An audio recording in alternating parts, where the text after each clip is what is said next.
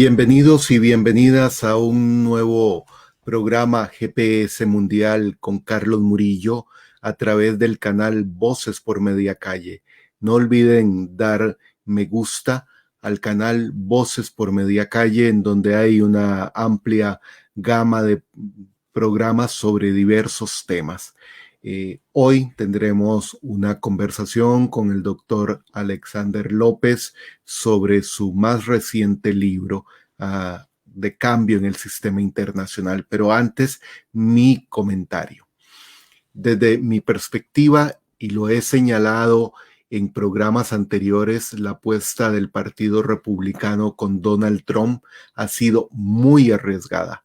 Incluso muchas de las decisiones del presidente Trump han sido contrarias a los principios y valores republicanos. Esto podría costarle al partido en las elecciones del 3 de noviembre la Casa Blanca y algunos puestos en las cámaras del Congreso. Sin embargo, el verdadero objetivo republicano no está en el poder ejecutivo, sino en el judicial. Y esto parece confirmarse con la designación hoy de Amy Barrett como jueza en la Corte Suprema, con 52 votos a favor y 48 en contra. En el enfoque del Partido Republicano, el tener una sólida mayoría ahora de 6 contra 3 liberales en esa máxima instancia judicial puede darle más réditos políticos que 4 años más en la Casa Blanca. El partido aceptó la agenda de Trump a cambio de transformar las instancias judiciales, y el negocio no fue tan malo, porque en esta administración el Senado nombró a 3 magistrados afines a las ideas republicanas. A esos 3 jueces en el mandato de Trump se suman 163 jueces de distrito y 53 del circuito de apelaciones. Esto sin duda garantiza a un futuro gobierno verdaderamente republicano un amplio margen de maniobra. Con esos nombramientos se revirtió la tendencia de la administración Obama de aumentar el número de jueces negros. Trump politizó la justicia, sin duda, con el propósito de convertirla en un brazo de la presidencia para impulsar muchos proyectos de corte conservador y de supremacismo blanco. La pregunta en este momento es si llega un gobierno demócrata. ¿Continuará esa tendencia de la Casa Blanca restando independencia al Poder Judicial?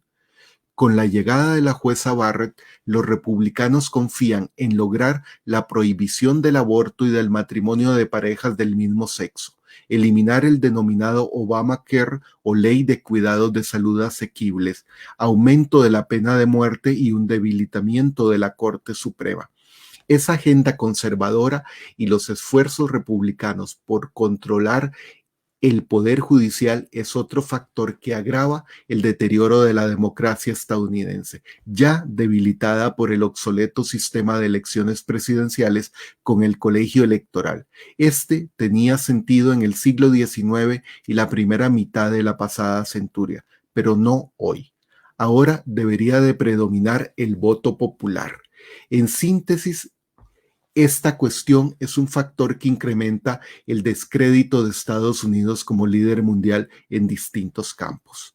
Sin duda, la democracia estadounidense atraviesa un, un crítico momento en esta ocasión, y habrá que seguirle con cuidado lo que vendrá en los próximos días.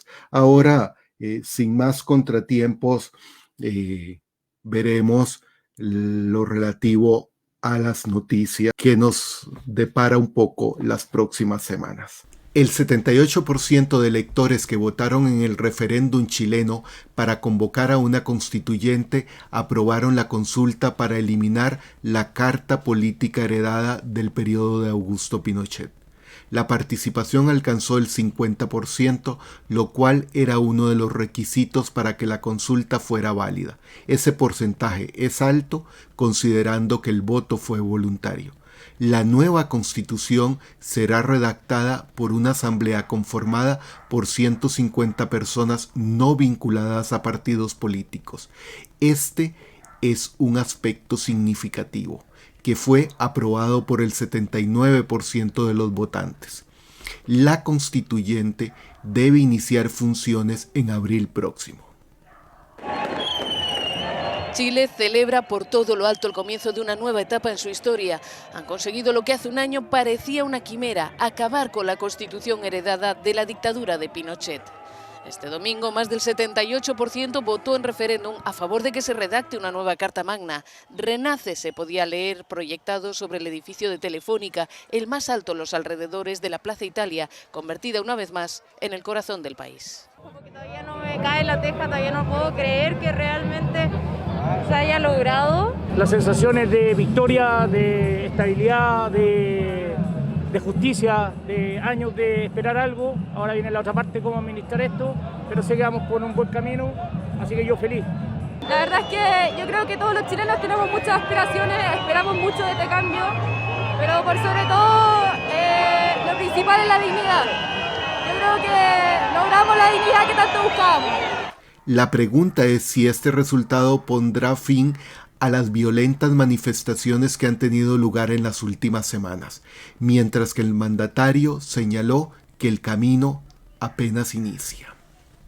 El aplastante resultado del referéndum supone el triunfo de la revuelta que hace un año comenzó como una protesta estudiantil contra el aumento del precio del metro y derivó en una movilización masiva contra las desigualdades del modelo socioeconómico. Pero este año también ha estado marcado por la violencia, con decenas de muertos y miles de heridos, por los destrozos y las denuncias por violaciones de derechos humanos contra las fuerzas del orden. El presidente Sebastián Piñera advierte de que este referéndum solo es el comienzo. Este plebiscito no es el fin, es el comienzo de un camino. Nuestro segundo tema del día es Venezuela. Leopoldo López, el líder opositor venezolano, prisionero en una cárcel militar por más de 3 años y a partir de 2019 refugiado en la Embajada de España en Caracas, viajó a España el fin de semana. No está claro cómo logró salir del país cuando la Embajada española estaba bajo estricta vigilancia militar. En 2014, tras convocar a protestas que el gobierno no había autorizado, Leopoldo López es declarado culpable de incitación pública a la violencia en las manifestaciones que provocaron la muerte de 43 personas y cientos de heridos en febrero de ese año. Lo condenaron a 14 años de prisión. Cumplió su condena durante casi 3 años en una cárcel militar. Luego fue traspasado a arresto domiciliario hasta su liberación por parte de un grupo de militares y guardias nacionales antichavistas el 30 de abril de 2019. Ese día se unió al líder opositor Juan Guaidó en un fallido y fugaz intento de rebelión, por lo que terminó refugiándose en la residencia del embajador español. Ahora está en Madrid con su familia.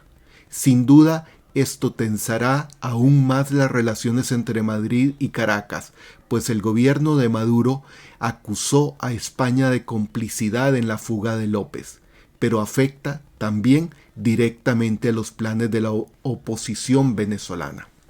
Es la foto del día y ya le está dando la vuelta al mundo. Se trata de la imagen que compartió el propio Leopoldo López, en la que se aprecia pues reencontrándose con su esposa Lilian Tintori y con sus hijos. La Cancillería de España confirmó que Leopoldo López arribó el domingo a Madrid y ya se encuentra reunido con su familia. Mediante un comunicado fechado este 25 de octubre, el organismo señaló que su llegada se produce después de haber permanecido como huésped en la residencia de la Embajada de España en Caracas. Detalla que la decisión de salir fue personal y voluntaria. Asimismo, reiteraron su condena a las detenciones del personal laboral de su embajada, así como los registros producidos en domicilios del personal adscrito a la misma, actos que suponen un incumplimiento de las obligaciones contenidas en la Convención de Viena sobre las relaciones diplomáticas. En tercer lugar, el tema son las tensas relaciones entre Turquía y Francia que han aumentado de nivel en los últimos días. Este fue el detonante. El presidente de Turquía, Recep Tayyip Erdogan, criticó a su homólogo francés por sus políticas hacia la comunidad musulmana y le ofrece pasar un examen de salud mental. Añade que el viejo continente va camino hacia su final por sus ataques al Islam. Esas declaraciones llegan después de que el líder galo anunciara su plan de lucha contra el separatismo islámico dentro de Francia y el apoyo a un islam moderado. En un mitin de su partido, Erdogan reiteró su interés en seguir las exploraciones de gas en el fondo marino del Mediterráneo, algo que está provocando gran tensión con Grecia y otros socios en la OTAN. Ante ello, París llamó a consulta a su embajador en Ankara. Tales llamados en diplomacia constituyen un recurso para advertir a la contraparte que hay rechazo a los argumentos expresados, pero el asunto alcanza a la OTAN. Estas declaraciones contra el presidente francés Emmanuel Macron se produjeron días después de que el mandatario utilizara los mismos términos para señalar un debilitamiento de la OTAN, según Macron, por falta de respaldo de Estados Unidos y tras la decisión de Washington de retirar sus tropas del norte de Siria.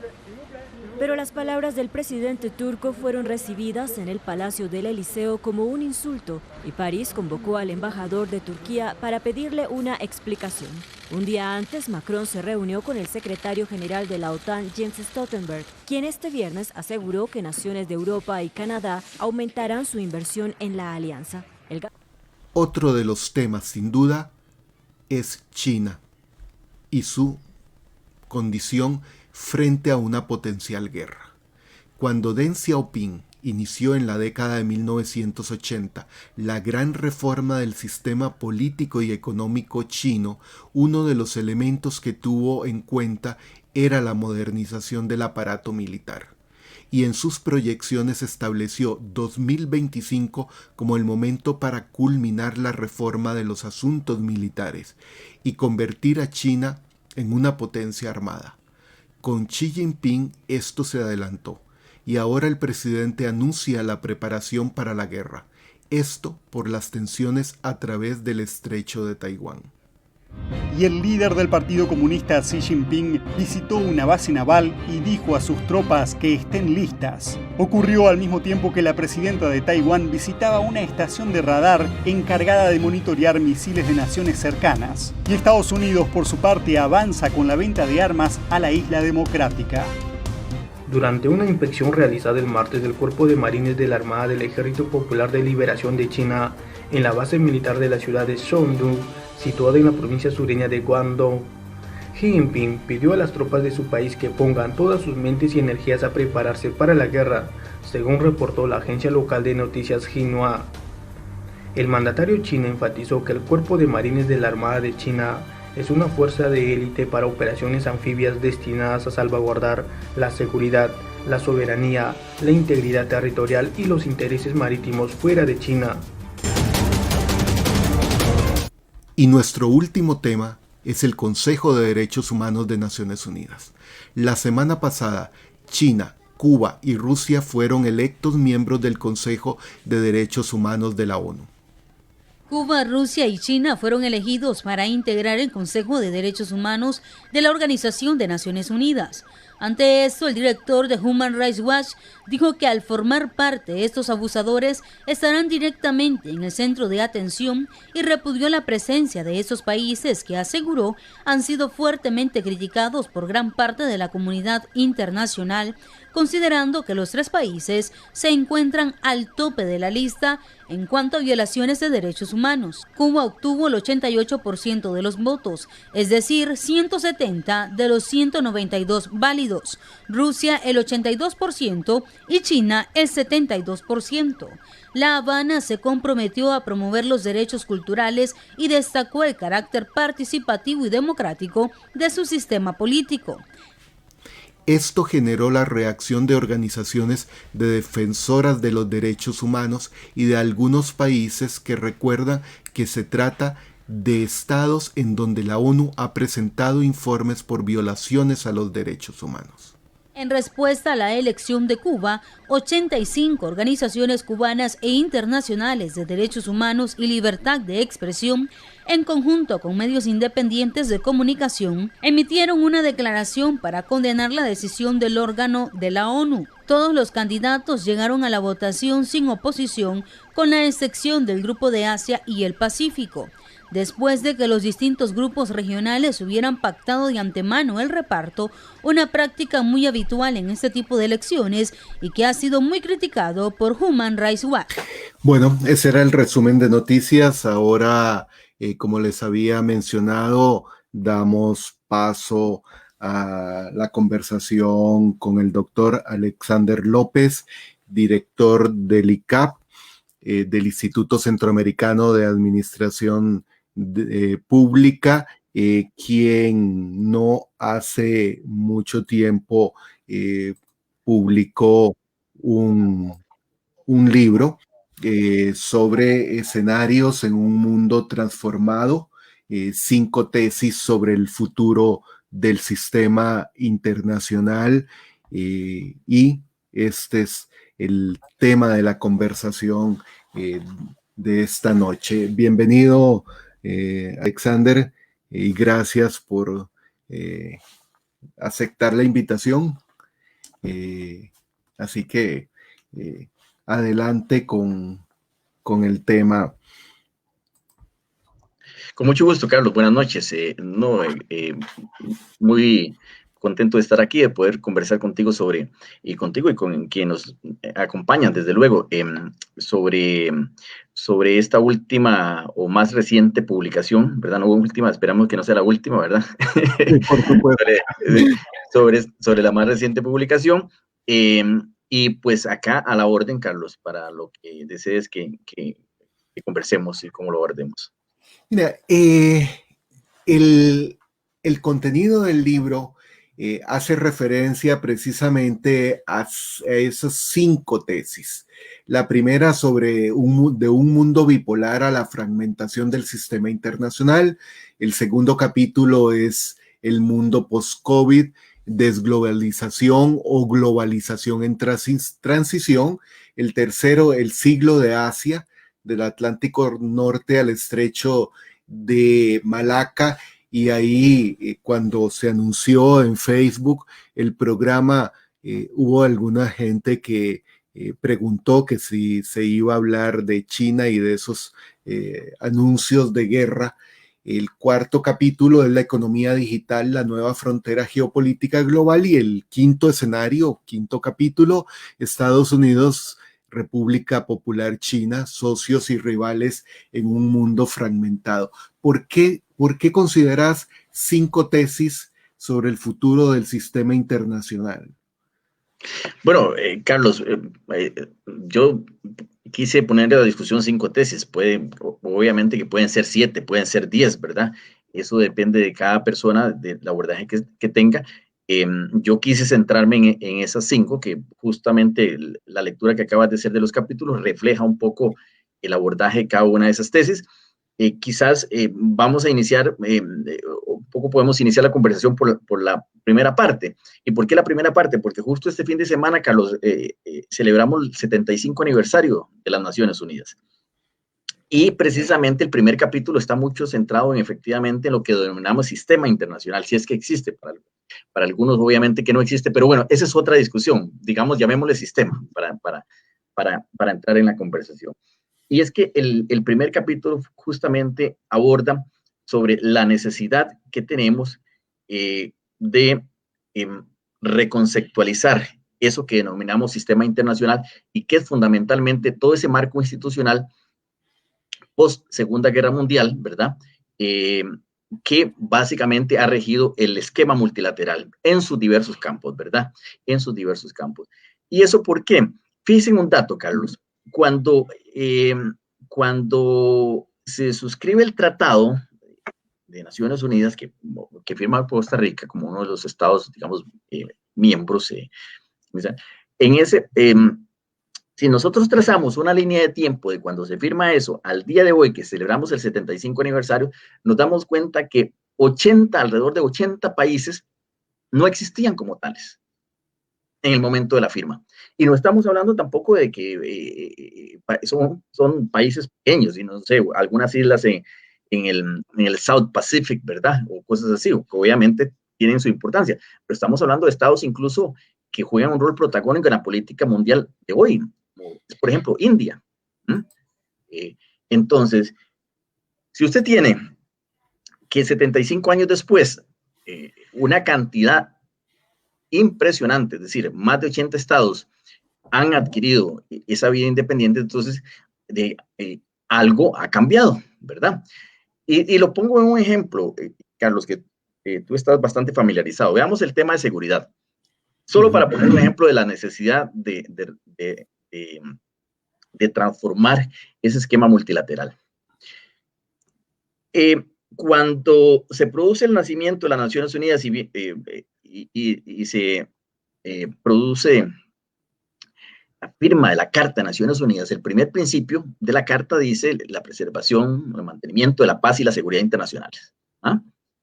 Entonces, el mantenimiento de la paz y la seguridad internacional es básicamente conceptualizado como, bueno, como la posible agresión de un Estado en contra de otro Estado, ¿verdad? Era la época, obviamente, de post-Segunda Guerra Mundial, venía la división del mundo en dos bloques, el posible expansionismo, que luego se concretizó tanto de la Unión Soviética como de los Estados Unidos, los conflictos regionales. Entonces, las amenazas a la paz y la seguridad internacional estaban conceptualizadas básicamente Estado versus Estado, la posible invasión. Hoy día, ¿quién piensa en eso? Muy pocos. Las principales amenazas globales no tienen ninguna naturaleza de Estado versus Estado. Llámese pandemia, llámese terrorismo, llámese ciberseguridad, llámese cambio climático. Es decir, ¿cuál de esas es Estado versus Estado? Ninguna, ninguna. Entonces, solo para dar un ejemplo relacionado al primer principio de la Carta de Naciones Unidas, ¿verdad? Estamos hablando de amenazas totalmente transnacionales, estamos hablando de fenómenos que actúan en red, como el narcotráfico, como el terrorismo, y que por lo tanto requieren un marco institucional distinto, ¿verdad? Eso para poner un ejemplo, ¿verdad? Desde luego que hay muchos. Entonces, si queremos más multilateralismo, necesitamos un mejor multilateralismo. Y desde luego que necesitamos, la tesis que también sostiene ese primer capítulo es que sí necesitamos más, pero mejor multilateralismo, ¿verdad? Porque una frase muy conocida, y con esto voy cerrando un poquito esta primera parte, es la del segundo secretario de Naciones Unidas, cuando decía, bueno, las Naciones Unidas no están hechas para llevarnos al cielo, sino para prevenirnos del infierno, ¿verdad? Y es que es un poco eso, ¿verdad? Es un poco eso. Entonces, claramente, eso sigue siendo válido después de muchísimos años, ¿verdad? Entonces, pero para que eso siga siendo válido, necesitamos también algunas reformas al sistema, porque hoy día, desde luego, existen una serie de poderes intermedios y a eso le llamamos un mundo fragmentado, porque la estructura del poder global se ha fragmentado, ¿verdad? Incluso hay una cosa que llamo que no está típicamente, no está muy desarrollada en el libro, pero que en otros espacios sí lo he abordado, que es el famoso retorno de los imperios, ¿verdad? El retorno de los imperios me refiero al retorno de Rusia a la política global, como siempre ha sido un imperio ¿verdad? Desde la época zarista del siglo XVII, de 1600 ¿verdad? Hasta la revolución bolchevique. El retorno de Turquía también, del imperio otomano a la política mundial, jugando un papel estratégico en esa región euroasiática y en el Medio Oriente. El retorno de Irán, al romperse el balance de poder con Irak, Irán toma un papel protagónico, es el retorno del imperio persa y desde luego el retorno del imperio chino, ¿verdad? Entonces, eso es lo que he denominado el retorno a los imperios, que tiene, obviamente, que genera mayor fragmentación y a la vez mayor bifurcación también, o mayor conflicto, entropía, como usted quiera llamarla, en la política global. Claro, estamos, para quienes se unieron en los últimos minutos a este programa de GPS Mundial con Carlos Murillo, conversando con el doctor Alexander López, profesor de la Escuela de Relaciones Internacionales y también director del ICAP, que por cierto, Alexander, ahí yo esperaría que tengamos unos minutos antes de cerrar el programa para referirnos un poco al rol del ICAP. Les invito a formular sus comentarios a través del chat y procederemos a responder esos comentarios.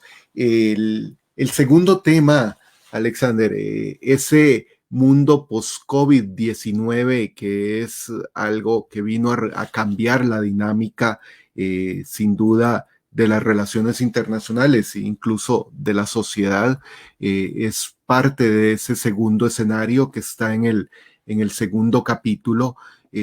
¿Por qué en este mundo del 75 aniversario de la ONU, con ese cambio, con esa fragmentación, con ese retorno de los imperios, entender los efectos y las consecuencias de esta pandemia y del escenario post-pandemia? Sí, claro, hay cambios significativos. Ahora, tal vez vamos a iniciar con la siguiente idea, Carlos, si me permites. Es decir, claro. Cuando hablamos de cambios, quiero decir que lo que ha hecho la pandemia, en mi opinión, es básicamente acelerar procesos que ciertamente estaban ahí, ¿verdad? Los ha acelerado, ha actuado, como dirían en la literatura inglesa, como un acelerador, como un trigger, ¿verdad? De ciertos procesos. Y eso tiene que ver, digamos, en muchos sentidos. Por ejemplo, el capítulo 4, donde hablamos de la economía digital, sin duda alguna es de las mejores manifestaciones de ello.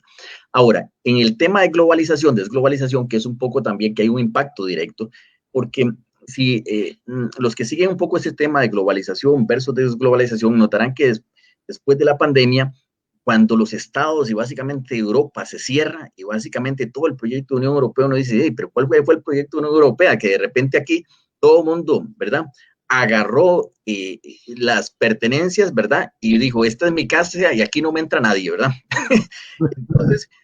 Entonces, toda aquella construcción de la comunidad del carbón y el acero y toda la materia que era una comunidad de seguridad, ante la principal amenaza transnacional, aquí, ¿verdad?, todos toman una posición nacional. Entonces, vino eso, incluso la revista Economist, hay una portada de la revista Economist de hace, no sé, pueden ser 4 meses, 5 meses, que decía que el titular era precisamente si estábamos atestiguando el fin de la globalización. Y entonces la tesis esta segunda es que no, la tesis un poco contestataria es decir que no estamos atestiguando ningún fin de la globalización. Lo que tenemos es una globalización en transición y precisamente eso es uno de los efectos de lo que decía de la pandemia. Entonces, ¿por qué? Porque hay generalmente un entendimiento muy reduccionista del proceso de globalización. Entonces, cuando la revista Economist y mucha gente aborda el tema de la globalización, lo que se están refiriendo es básicamente a las cadenas globales de valor. Entonces, si uno ve el tema de las cadenas globales de valor, por supuesto que hay una contracción significativa, ¿verdad? Y entonces hay un replanteamiento, porque claro, todas las cadenas globales de valor conducen a China, ¿verdad? Así como se decían, todos los caminos conducen a Roma, todas las cadenas conducen a China. Hoy, sí, claro. Entonces, claro, ante esto, en todo el mundo se asusta un poco con China, nadie quiere depender tantísimo de China, porque de repente de la noche a la mañana se dieron cuenta que todo el mundo dependía de China, ¿verdad? Y entonces, y además, obviamente, hay una interrupción del comercio, ¿verdad? Porque el transporte aéreo se interrumpe, porque el transporte marítimo también tiene sus limitaciones, el terrestre, desde luego, etcétera, etcétera. Entonces, en esa parte concretamente tenemos, pero si usted ve otra parte, por ejemplo, que es importantísima, que del proceso de globalización, como es los flujos de información, eso se incrementó dramáticamente. Es decir, dramáticamente. El flujo de data, de información entre los países, entre los estados, entre las personas, entre las empresas, aumentó significativamente.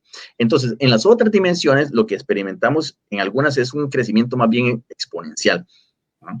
Entonces, de ahí que sea una globalización en transición, porque ciertamente, por ejemplo, en el tema de las cadenas globales de valor, posiblemente tendremos un reagrupamiento y vamos más a ver un reforzamiento de las cadenas regionales, ¿verdad? Porque se tiende un poquito más a comerciar y a depender más del quien está cercano para no depender tan largo, en principio, ¿verdad? Uno esperaría eso.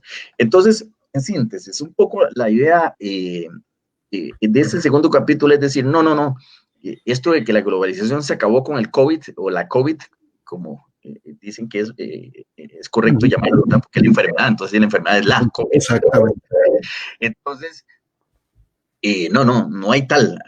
La globalización como un proceso, digamos, dinámico, como un sistema vivo, tiende a transformarse y obviamente lo que tenemos que estar pendientes, cuáles van a ser los resultados de esa transformación, ¿verdad? Porque vienen cambios, pero el proceso sigue y en algunas áreas sigue con mayor fuerza, mayor intensidad. Sí, el libro de Alexander López lo pueden encontrar en la dirección que aparece ahora en sus pantallas. Ahí pueden leer el libro y Alexander, hay una consulta, una pregunta de Ricardo de León que señala que Rusia podría retornar a ser una potencia mundial a la par de China y Estados Unidos, aún con la situación de pandemia en medio de los cambios en la arena internacional, o las posibilidades de Rusia como superpotencia mundial están limitadas? Vamos a ver, yo diría que desde luego Rusia está jugando y va a seguir jugando un papel muy importante en la política global. Quizás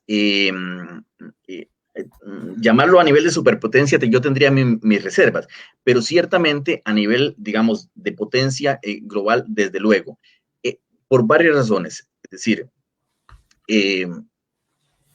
Rusia es un país absolutamente euroasiático, con influencia muy, muy importante, digamos, tanto en el este de Europa, sigue teniendo una influencia importantísima en lo que pasa en el este de Europa y consecuentemente en lo que pasa también en la Unión Europea hasta cierto punto. Sigue teniendo una incidencia directa en Asia Central, donde hay un juego geopolítico muy importante en términos de recursos energéticos, y esa importancia que tiene en Asia Central, porque al fin y al cabo eran repúblicas que pertenecían a la Unión de Repúblicas Socialistas Soviéticas. Entonces, desde luego que ahí, además, existen poblaciones rusas todavía muy importantes. En el principal estado, que es Kazajistán, hay mucha población rusa todavía ahí. Entonces, eso le da un vínculo especial con China, ¿ah? De tal manera que es el asocio Rusia-China quien pone a Rusia a jugar también un rol protagónico, ¿verdad? Porque Rusia por sí solo, sí podría jugar, pero él sabe y entiende que en esos asocios con Rusia, con China, tiene mayor protagonismo. Y el asocio con Rusia básicamente tiene como tres grandes dimensiones. ¿Por qué están juntos? Están juntos primero porque la famosa frase de que el enemigo de mi enemigo es mi amigo, ahí es más que evidente, ¿verdad? Sí. ¿Cuál es el enemigo? Estados Unidos, ¿verdad? Entonces, aquí me alío con porque entonces, ahí hay un primer frente. Un segundo frente para Rusia muy importante es todo el tema energético. Ellos necesitan una cooperación energética. Para Rusia, China es el principal quizás mercado energético. Además tienen hasta cierto punto, digamos, que repartirse ese pastel de Asia Central, por decirlo de alguna manera, ¿verdad? Para hablar en términos un poco realistas, ¿verdad? Suena feo, pero volvémoslo acá en términos realistas. Acá. Y en tercer lugar, algo que no menciona muchas personas, de este asocio Rusia-China, que pone a Rusia mucho en la palestra, y es el hecho de que comparten una preocupación central. Y esa una preocupación interna que es central para ambos estados, y es el posible ascenso de los movimientos islámicos extremos. Así como Putin está muy preocupado y estuvo por los chechenos y todo lo demás, también China tiene sus problemas en las fronteras precisamente de Asia Central, con poblaciones islámicas extremistas. Entonces, los dos tienen un elemento desestabilizador común, ¿verdad? Que los hace unirse de alguna manera. Y finalmente, hay que decirlo claramente que en el caso de Rusia también tiene una figura emblemática como es Putin, que logró rescatar o de alguna manera que la población rusa volviera a sentir aquello que por muchísimos años fueron, y eso es básicamente un imperio, ¿verdad? Que lo perdieron obviamente en la época de la perestroika y el glasnost y todo lo que vino después, pero el responsable de devolverle la dignidad imperial a Rusia se llama Putin, y eso los electores lo valoran muy positivamente, y por eso es que está ahí, básicamente. Claro. Les recuerdo que dar me gusta al canal Voces por Media Calle en Facebook, y los lunes a las 9 de la noche en el programa GPS Mundial con Carlos Murillo. Un poco, Alexander, eso nos lleva precisamente al capítulo 3 del siglo de Asia, el siglo XXI, y Ricardo de León señala cómo en los años 70 Estados Unidos jugó un papel importante en la separación de una posible alianza Unión Soviética-China. Recordemos ese juego de Henry Kissinger que llevó al reconocimiento de China y a la ruptura con Taiwán. Por ahí hay también una serie de factores, y entonces agrega Ricardo, estamos ante una posible estrategia parecida en estos tiempos, o sea, de Estados Unidos jugando ese rol de aislar o separar a Rusia ahora como heredera de esa fase Unión Soviética y China, o en realidad ya no es factible ese tipo de juegos en el siglo XXI. Sí, efectivamente, en el siglo XXI, en el contexto actual, ese tipo de juegos son más difíciles. Veamos un poco, cuando, lo pongo como un ejemplo, cuando, a propósito de la mención de Kissinger, cuando los Estados Unidos tratan de un poco de incorporar a China en el escenario mundial, era porque pensaban que de alguna manera, incorporándolo al juego mundial, iba a tener Occidente una mayor posibilidad de controlar el destino chino. Sin embargo, eso no pasó, y poco a poco los chinos fueron construyendo su propio modelo de inserción global. Entonces, de tal manera que, solo pongo un ejemplo que es muy relevante. Fíjense que en el 2001, cuando sucede el ataque de las Torres Gemelas, China en ese mismo año materializa prácticamente su ingreso a la OMC. Pero nadie se dio cuenta de eso, nadie.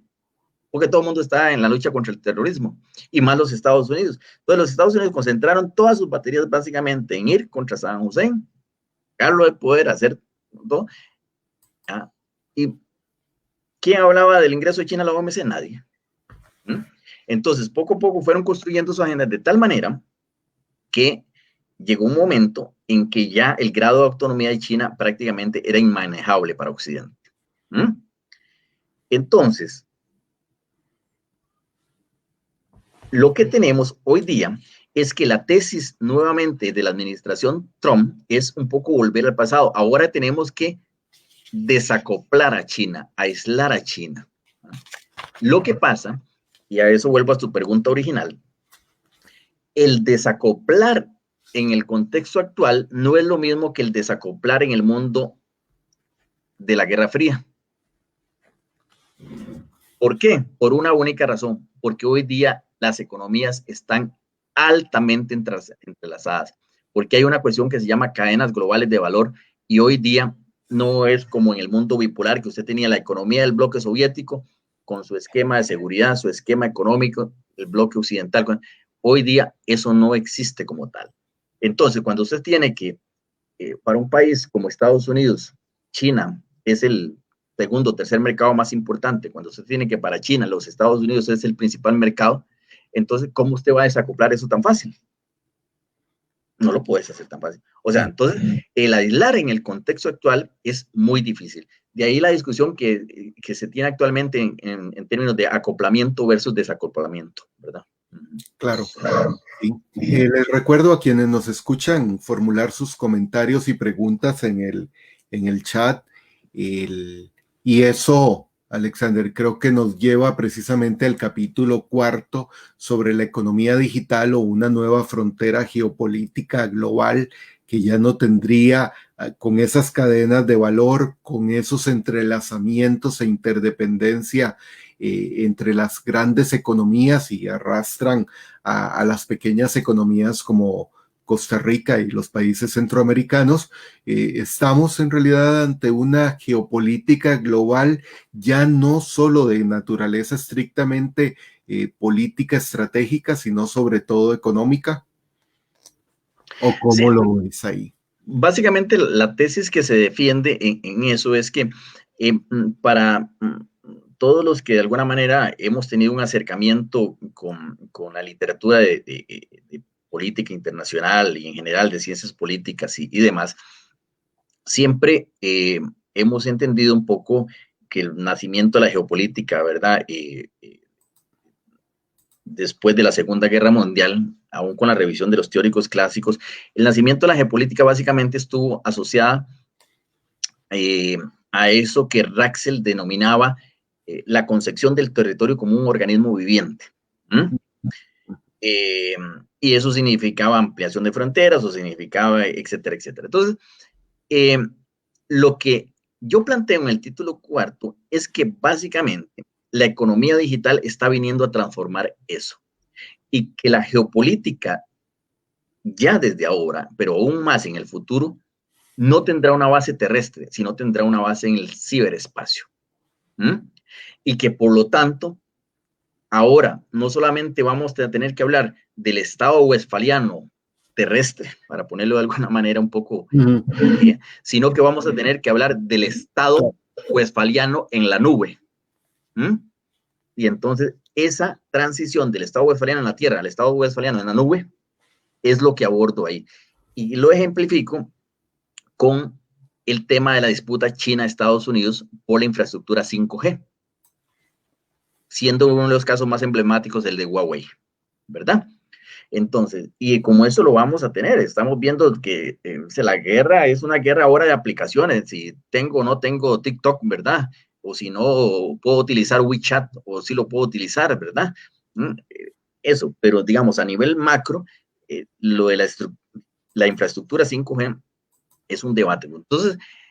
Entonces, vuelvo a lo mismo que planteaba en el capítulo 1, si tú ves hay un vínculo, porque entonces estamos hablando de que la geopolítica se traslada a ciberespacio y consecuentemente la concepción de seguridad internacional es diametralmente, digamos, distinta, ¿verdad? Tiene una connotación distinta. Entonces, eso es un poco lo que se dice en este capítulo cuarto, y eso me parece que es una tesis interesante de seguir, porque la tendencia es esa, me parece que es irreversible, ¿verdad? Porque ahí es donde está el conocimiento, ahí es donde está la generación de riqueza y consecuentemente ahí es donde está el poder. Y la geopolítica, al fin y al cabo, es ni más ni menos que es una herramienta para entender cómo se construye poder o cómo se ejerce. Sí, claro. Recuerden darle me gusta al canal Voces por Media Calle y compartir con sus amistades, colegas, compañeros, el programa GPS Mundial con Carlos Murillo.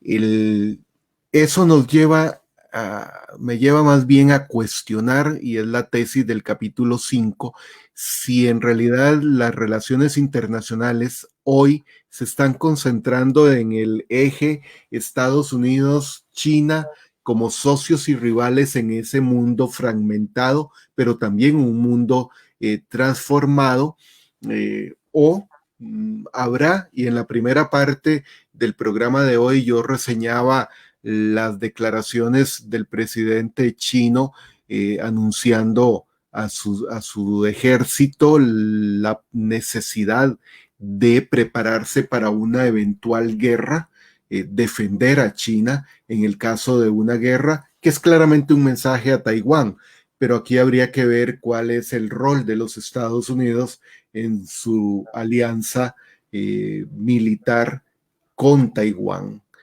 ¿Pensarías que es viable esperemos que en un grado mínimo, un estallido de guerra en el estrecho de Taiwán y arrastraría a otros estados?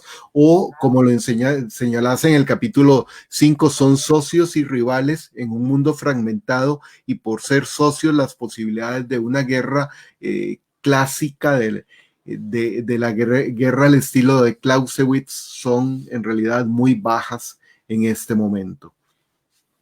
Sí, yo diría que son relativamente bajas, no veo un escenario pronto para eso. Es más, lo de el estrecho de Taiwán ahí es una situación, digamos, normal, entre comillas, normal. Es decir, eh, si hay un territorio que todavía la República Popular China no ha podido de alguna manera ejercer el principio de un Estado de diversos sistemas o dos sistemas es con Taiwán. Pero realmente es un poco, es más un efecto de demostración.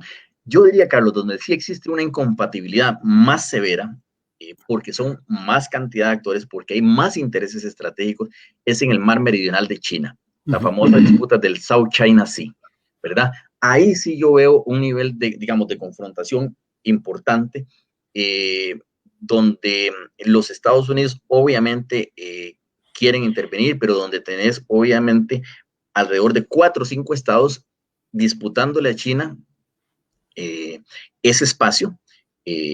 Estamos hablando de Vietnam, estamos hablando de Malasia, ¿verdad? Etcétera, etcétera. Y ahí sí que ciertamente hay una disputa seria, porque China está construyendo islas artificiales para proclamar obviamente derechos, además ellos proclaman derechos históricos, y si hay, quizás la principal zona es esa. Además, hay un elemento importante. China tradicionalmente ha sido un poder terrestre. Si usted quiere tener, digamos, un poder global, usted necesita tener un poder marítimo, cosa que no lo ha tenido históricamente, pero esto precisamente conduce a eso, lo que acabas de decir del estrecho de Taiwán y ahora lo del South China Sea. ¿Ah? Y la otra dimensión muy importante, que es donde se teje aún, que es en el espacio, en el ciberespacio, ¿verdad? Entonces es la conjunción de esos tres factores lo que determina efectivamente qué tanto poder puedes tener y cómo lo puedes ejercer a nivel global. Entonces, que ahí también viene la otra parte, porque no es una confrontación solamente directa, sino que está también involucrando a otros poderes intermedios que tienen su parte. Y tiene su parte sobre todo porque China tampoco es que ha asumido un liderazgo. Si usted ve en los que podemos llamar los comunes globales, China todavía tiene una posición de decir, bueno, yo tengo una aproximación digamos, pacífica, no imperialista, etcétera, etcétera. Y entonces eso hace que ciertos poderes intermedios también tengan su rol y tengan su juego. Claro. No olviden formular sus comentarios y darle me gusta al canal Voces por Media Calle. Alexander, por razones de tiempo me gustaría preguntarte sobre cuál es la conclusión que está en el epílogo del libro, a manera de resumen, para que nos queden unos minutos antes del cierre para hablar de Centroamérica, que siempre es una región importante para Costa Rica. Bueno, yo diría que eso me permite un poquito vincularlo con lo que acabas de decir de Centroamérica. Quizás una de las principales cosas que yo diría en términos generales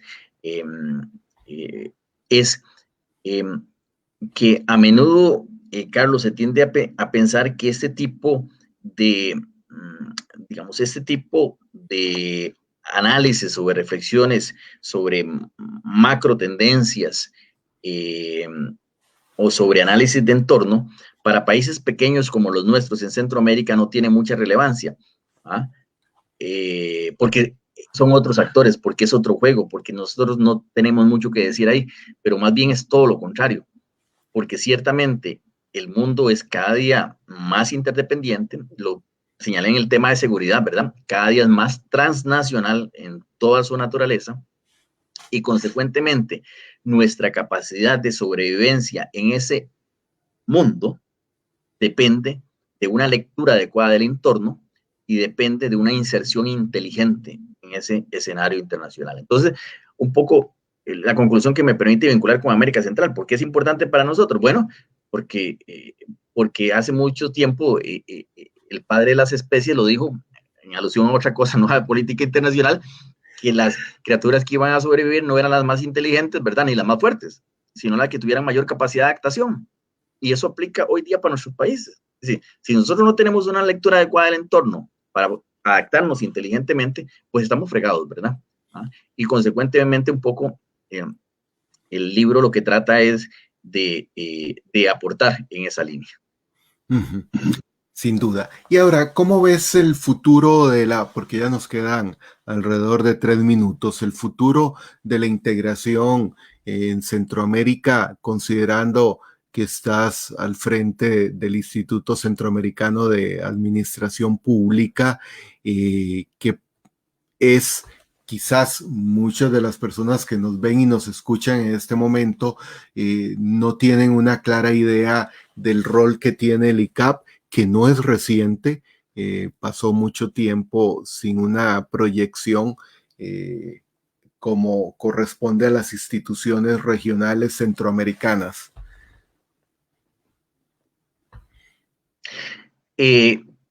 Bueno, Carlos, yo diría que estamos a punto de entrar en el bicentenario.